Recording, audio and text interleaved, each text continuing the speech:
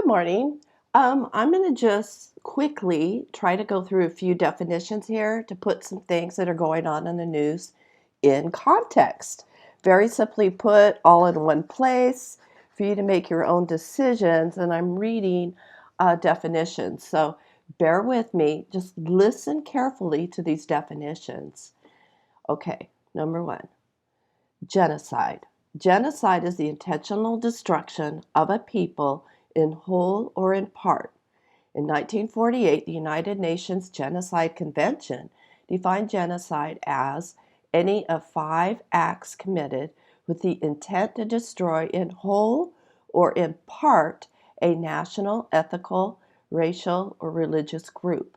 These 5 acts were killing members of a group, causing them seriously bodily or mental harm, imposing living conditions intended to destroy the group, preventing births, and forcibly transferring children out of the group. Next definition, freedom of speech.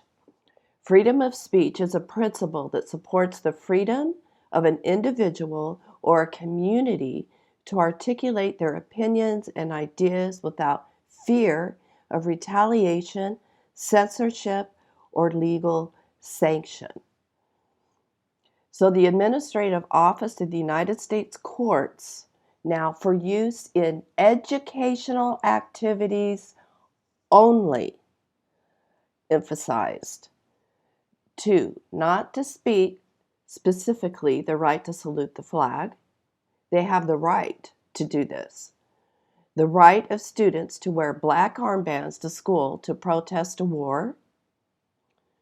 The right to use certain offensive words and phrases to convey political messages.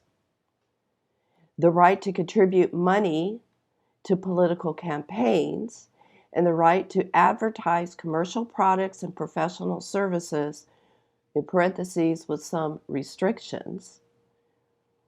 The right to engage in symbolic speech, i.e. burning the flag in a protest. Okay, these rights were included. Okay, now remember, it's the board, courts for the U.S. Department of Education funds universities. Okay, if the students do not, they're under certain regulations by the federal government to receive the funding.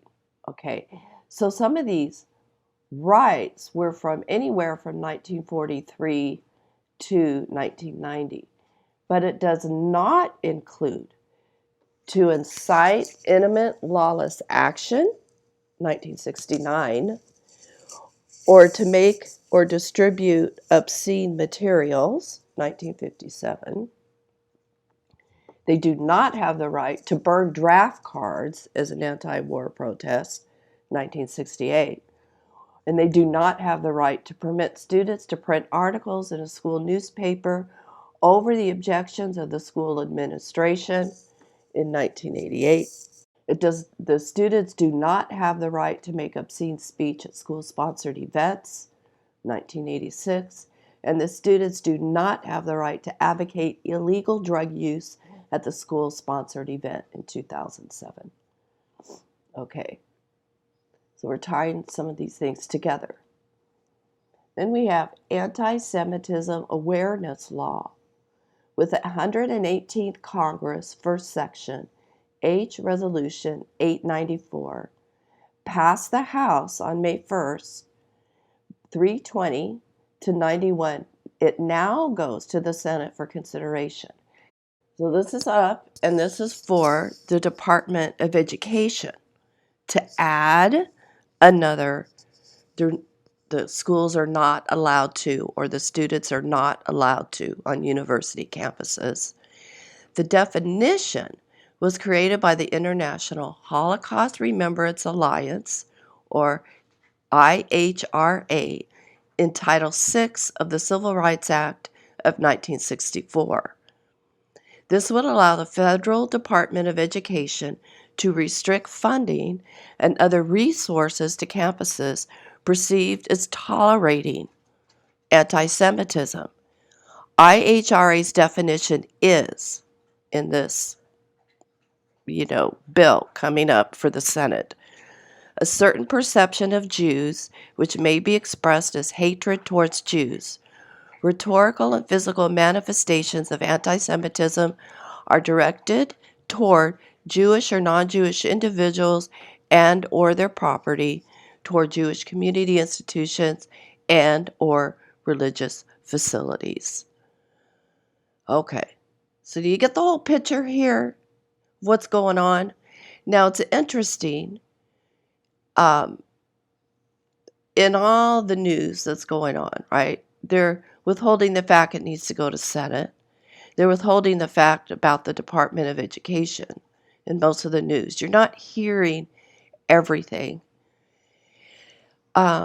So they're tying in like freedom of speech, which is a different thing because it's isolated towards campuses, okay? This new bill that they want to pass.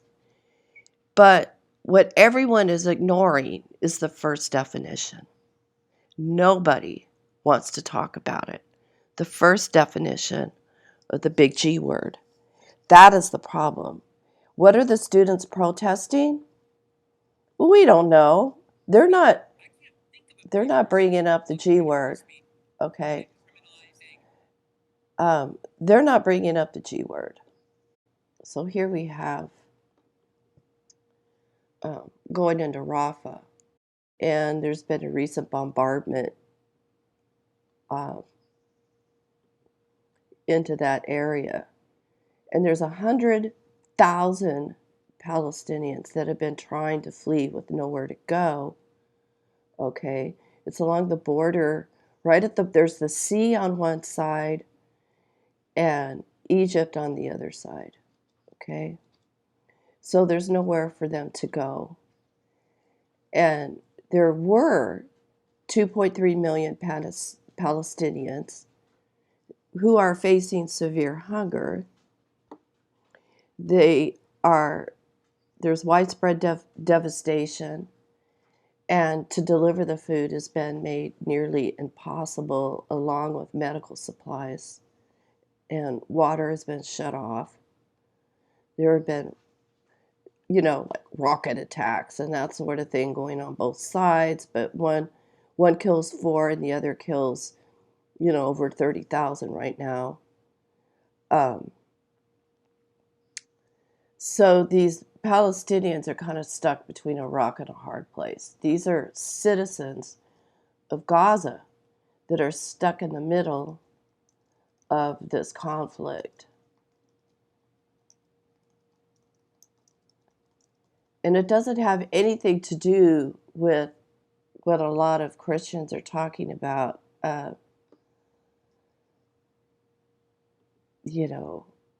There's justification among the Christian groups for this incursion or killing.